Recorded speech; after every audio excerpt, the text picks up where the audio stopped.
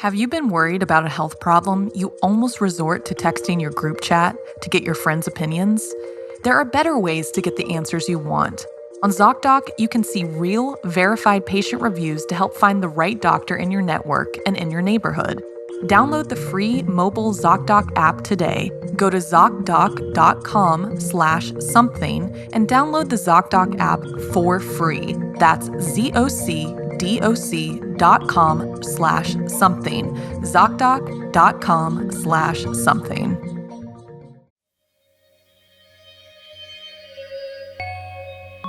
Hello, I'm Blair Bathory, and this is the Something Scary podcast. Whether this is your first time or you're one of the brave souls who join us every week, thank you so much for being here. Throughout history, there have been tales and legends of powerful women. We've been praised for creating life, accused of inciting wars, and everything in between. We are brave, strong, and compassionate. When pushed to the edge, we're capable of anything and cannot be stopped, even if we need to summon the spirits to take care of business. So be sure not to cross a warrior woman, or you may not survive. First, a fight to the death, followed by a mother's deadly instinct. Then, the endless nightmare. Finally, in our featured story, revenge in plain sight. So, wanna hear something scary?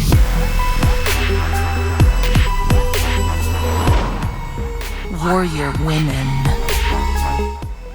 Following a leader because of what they believe in can be powerful, but when they don't know when to stop, it may not only lead to your death, but to the death of thousands. Like in this story based on true events from Great Britain in the year AD 60, written by Janine Pipe. As I looked down at the wound on my side, I knew I didn't have much longer to live. But despite this knowledge, and indeed the pain, I was proud of what we had achieved and how I had served our queen to the best of my ability. She stood there now, filthy, bloody, half-starved, but nonetheless trying to rally the troops. There was no need, really. We would all fight for her till the end. She had a fire in her belly that spread to all of us. Hers may have been born of revenge, but ours was just as fierce. The enemy were closing in. They moved faster than us, and high morale was no match for fitness. Even the few of us who were not carrying life-threatening injuries were famished, exhausted. I was not sure of the last time I'd slept. We might have our wits, but our bodies were waning quickly. Suddenly, a scout came racing through the tree line. "They come!" he shouted. "In their thousands, they come!" Dread joined the pain in the pit of my belly, not for myself, but for our leader, Queen Boudica. She had already led us into battle as we defeated the Romans in London. There we wielded our swords, cutting through limbs, slicing throats, and slashing with our daggers. She was there amongst us, a superior warrior to many and an inspiration to all. We may have been victorious, but we lost a great many too, and now, as they swarmed the forest, we were no match for them. Still, despite my own trepidation, I felt pride swell in my chest as she stood now, surveying what was left of her loyal army. Silence fell as she began her address.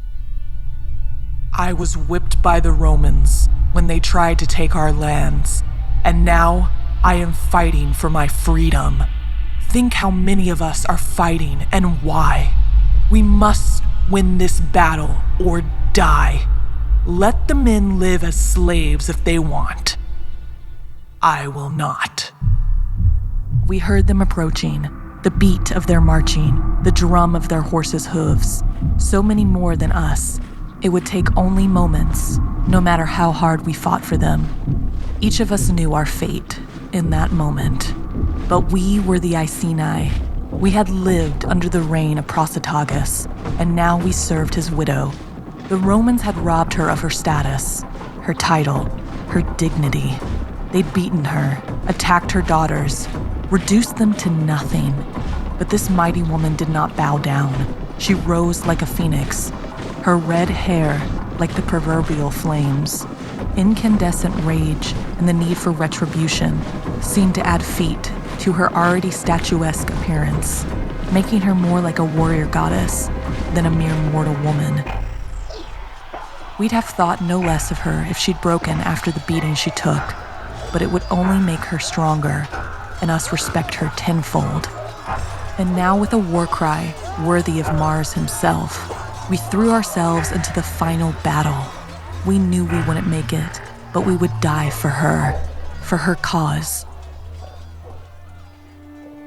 As the Roman sword plunged into my chest, I knew it was my end. The soldier ripped it out and carried on as I fell to the ground. Yes, I would die for our Celtic queen. I will die for our Boudica. Have you ever heard of the fearless Celtic warrior queen? Would you have bravely followed her into battle? Do you consider yourself a warrior? Have you been worried about a health problem you almost resort to texting your group chat to get your friends' opinions? There are better ways to get the answers you want and the care you deserve from trusted professionals and not random friends, or even better, people on the internet. On ZocDoc, you can see real, verified patient reviews to help find the right doctor in your network and in your neighborhood. No more doctor roulette or scouring the internet for questionable reviews. With ZocDoc, you have a trusted guide to connect you to your favorite doctor you haven't met yet. Download the free mobile ZocDoc app today. ZocDoc is the only free app that lets you find and book doctors who are patient-reviewed, take your insurance, and are available when you need them, and treat almost every condition under the sun. Go to ZocDoc.com/something and download the ZocDoc app for free. Then start your search for a top-rated doctor today. Many are available within 24 hours. That's ZocDoc.com/something. ZocDoc.com/something. Desperate times call for desperate measures. But how far would you be willing to go when the life of your loved ones are on the line? Like in this story inspired by Audrey. It's cold outside, in the elements. My daughter Skylar looks up at me and says, "There's nothing left to eat, is there?" Her voice quivering.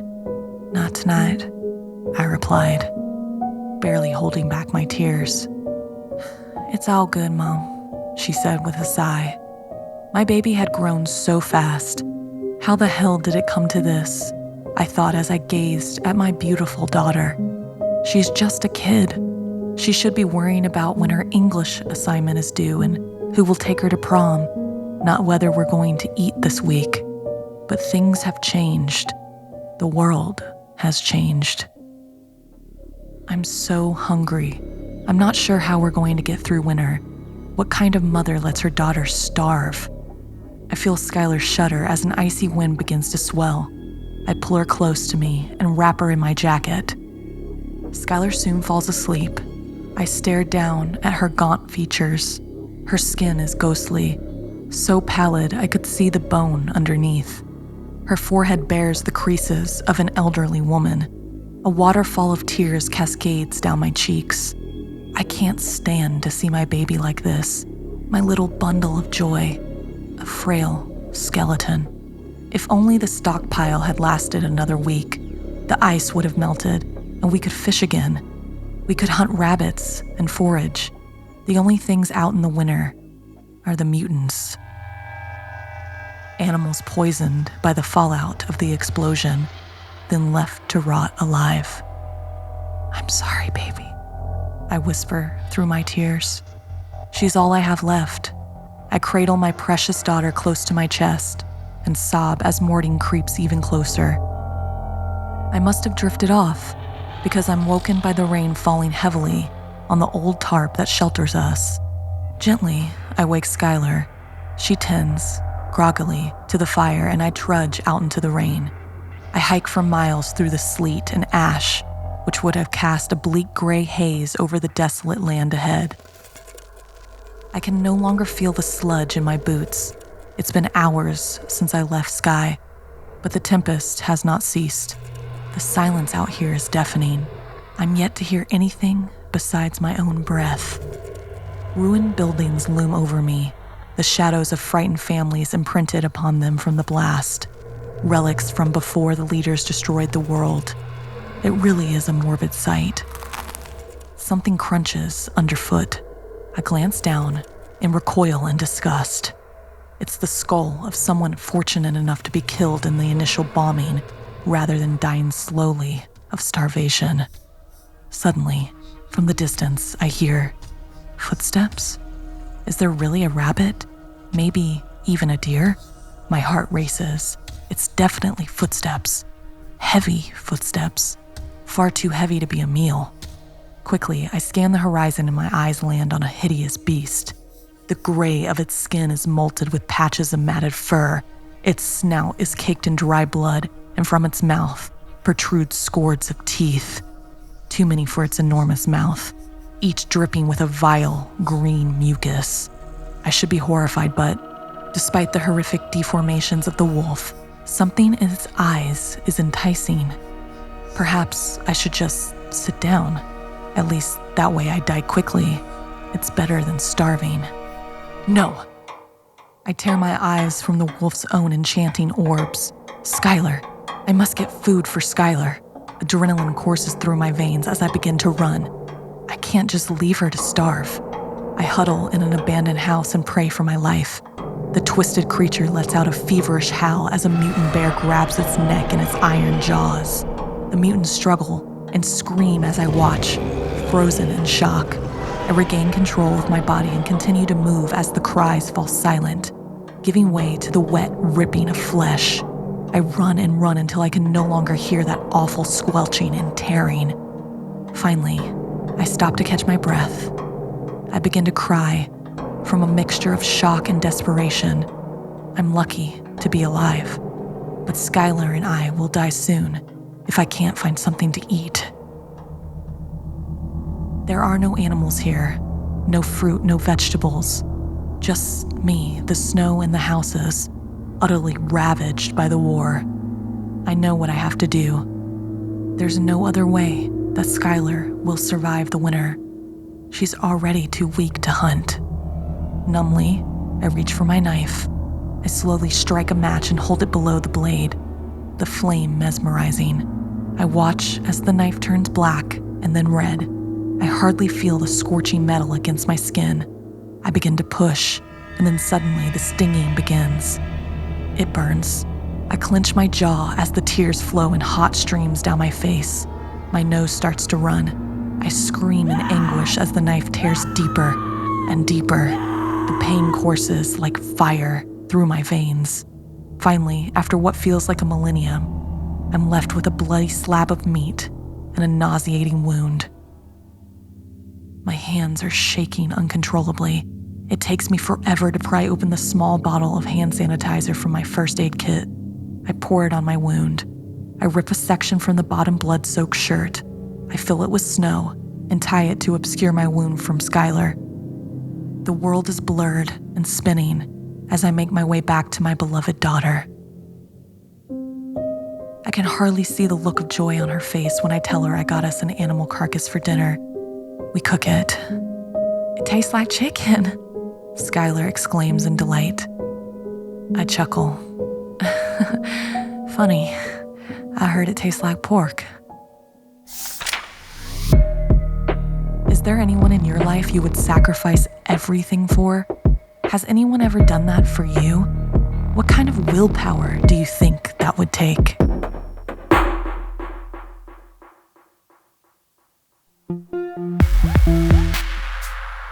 Sometimes we don't know what we're capable of until we're put into an impossible situation. Then there's no telling how far you can go or how dangerous you'll be to survive. Like in this story inspired by Giara. Stonewall University was no stranger to mysteries. It was a school of innovation and invention. Experiments took place there all the time, but the most recent, codenamed the Slice, had its consequences. Rumor had it that the Slice was an attempt to open a portal to another world. There'd been an explosion at the Science and Engineering Hall, followed by an earthquake. Malia remembered even a second of it. She'd woken in a cold sweat to pictures tumbling from her walls, shuddering furniture, and screeching hallmates. But the weird part? That earthquake hadn't affected anything outside Stonewall's gates. That made covering it up easy. Since the experiment, Stonewall had experienced tons of anomalies, strange sicknesses, odd gaps in time, and missing students, including Malia's friend, Tammy Garrison. The higher-ups had appeased the media with promises of everything being all right, a string of bizarre coincidences. Malia accepted that. Sure, it was weird, but what else could it be? It was a dark night when Malia got her answer. She awoke to a distant... It almost sounded like croaking. What was croaking at this time of night? Was that coming from the dorm hall? The clock read 3 a.m. With 8 a.m. classes, everybody should have been asleep. Her roommate Jenna had woken too. She stood from her bed, moving to swing the door open. Nothing, aside from the flicker of hallway lights. Malia stepped out beside Jenna, sighing. It's probably one of the boys again. It was coming from the common room. Could boys even make those noises? Maybe it was Devin, and she could yell at him for it. "Devin!" Malia shouted, stomping toward the common room. "Devin, we're trying to sleep!" Why was the common room so far away? She didn't remember taking that many steps to get there. She froze when she saw it. The creature before her was tall, thin, lanky, and sprouting with black, twig-like fungi. Its face was void of eyes. Instead, there were rows of sharp, shark-like teeth. Malia cried out. The creature howled, the click shuddering in its throat, and sprung away, disappearing into the dormitory hallway.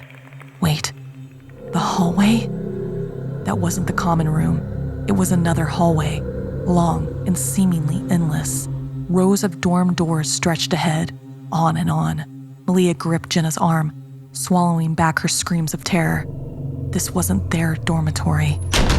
A slam ripped them from that thought. The girls spun back. Their dorm door had shut, closed, all on its own. They sprinted for it, fumbling with the handle, begging and pleading. The door swung open, but the comfort of their dorm didn't greet them. It was just another hallway. At the end of it was a red and black splatter, streaked against the walls. Pieces of fungi were strewn across the floor, alongside what looked like a bracelet. Malia rushed forward, plucking the bracelet up. Rainbow beads, baby blue flowers and initials. TG. She recognized it. It belonged to Tammy Garrison, her recently missing friend. This endless dormitory, was that where the students were going? Were they being torn into this alternate reality? Or was this all just a nightmare? Tammy's bracelet felt too real, too firm. It didn't feel like a dream. Jenna whispered that they had to get out of there as she began to yank the dorm doors open one by one. Each led to the same thing, hallway after hallway, but at least that monster wasn't. The girls spurred into action, sprinted from door to door, desperately trying to lose the creature. Still, the clicking echoed all around. Listening, following, catching up. Keep running, keep running, keep running. Malia and Jenna skidded to a stop. Right ahead, right there, stood Tammy Garrison. Sprouting from her mouth, nose, and ears was that black fungus. Her eyes, once blue, were now milky white. She was now more bone than skin, her joints cracking and snapping into awkward angles. "Tammy?" Malia whispered. Tammy sprung forward, tackling Jenna. The fungus stretched from her grasping mouth, reaching for Jenna's face. The hallways erupted with clicks, groans, and howls. There were more, and they were coming. Malia had lost Tammy, but she wasn't going to lose Jenna too. She bulldozed against Tammy, slamming her into the wall. Jenna scrambled up. Tammy snarled, nails hooking into Malia's pajamas. She ripped Malia back, spikes of fungus jutting into her throat. Jenna screamed, yanking Malia from Tammy's hold. The fungus burrowed into Malia's throat, and it began to sprout. Jenna met her roommate's eyes, terrified, strong, accepting, but also determined. She ripped a door open. "Get out of here, Jenna!" Malia shoved her through, then slammed it shut.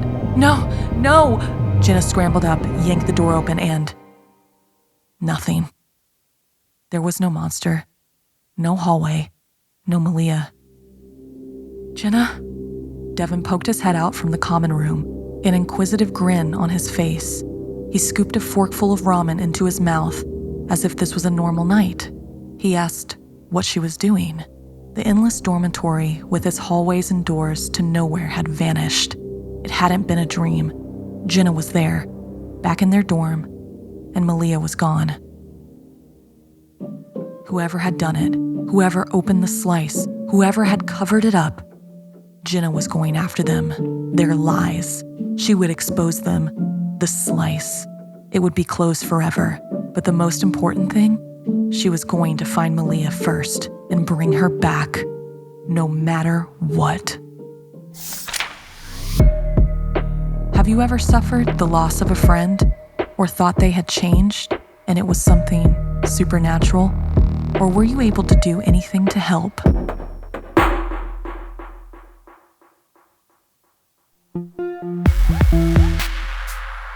Before our final story, we just wanted to remind you that if you have a story you are dying to share, send it to us by emailing somethingscary@snarled.com.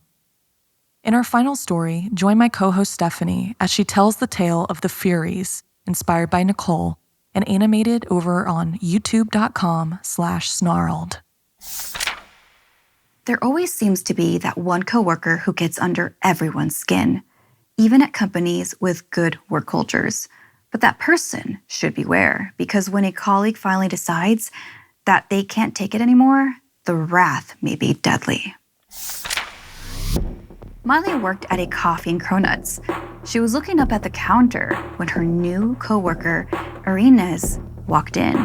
Despite Irina's barely uttering a word her entire shift, Miley was thrilled to be working with anyone besides her boss, Chaz. And Irina seemed to be catching on quickly and focused on getting her work done. Miley was happy to see Richardson, her favorite customer, come through the door. Every day, he ordered the same black coffee and paid for it with a detailed drawing on a napkin. "I love it," said Miley as she stared at the image of a woman with snakes for hair, bat-like wings, and bloody tears streaming down her face. "That's a Fury," Richardson said. Miley pinned it behind her on a corkboard covered in dozens of Richardson's other mythical illustrations. He struck Miley as socially awkward, but his art was amazing. "Furies are deities of vengeance," he continued. "They have to be summoned in order to punish someone. They lash them to death with studded whips."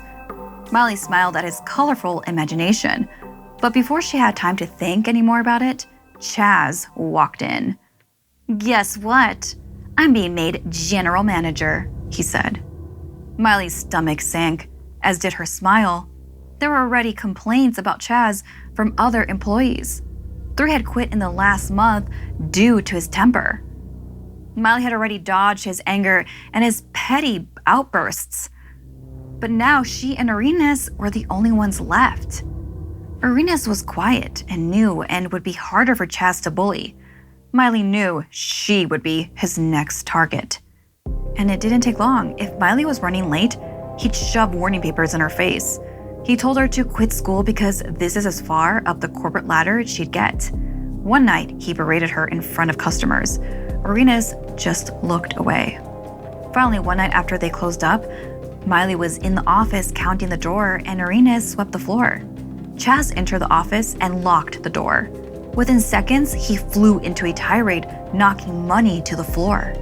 He shouted she was useless and couldn't even count. He pushed Miley out of the way, knocking her to the floor. She crawled out as fast as she could and ran outside past Arenas, crying. Arenas ran for her purse, and that's when Chaz came up from behind her, grinning. He grabbed her face. "Are you gonna be trouble too?" he yelled. He then jumped back. Blood streamed down her face. She was actually crying tears of blood. She smirked as she saw his fear. He watched as his eyes saw her back begin to widen, like something was trying to break free from under her sweater. She lunged at him, digging one hand into his arm so hard it made him cry out.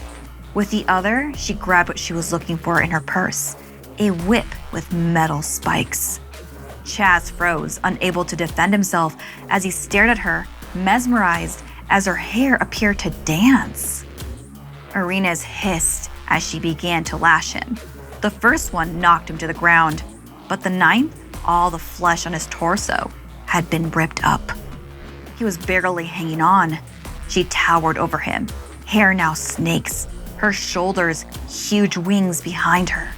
With one last heave, the spikes flung straight into his skull, killing him instantly. The next morning, cop cars surrounded the place. Miley had been called into to answer some questions. Dozens of regulars waited outside trying to peer in, but all anyone could see was blood spatter on the windows and a body covered with a sheet on the floor. Miley stood in shock, surveying the carnage. She asked the police officer who was on the floor, fearing it was Arenas. The cop informed her it was an unidentified male. He asked if she had access to the security cameras, so she pulled out her iPad to pull up the footage, but something told her to watch it before sharing it with the police. Her face turned pale and she began to tremble. Richardson walked out of the crowd to comfort her. He explained she had seemed like she needed help, and he hoped it was okay that he had called for her to punish Chaz. As the cop approached, Miley paused. Before he could see, she deleted the file. She claimed the cameras hadn't recorded anything, and she never mentioned Arenas. Miley felt bad for lying to the police, but Chaz had deserved it. Richardson had known it too, as real friends always do.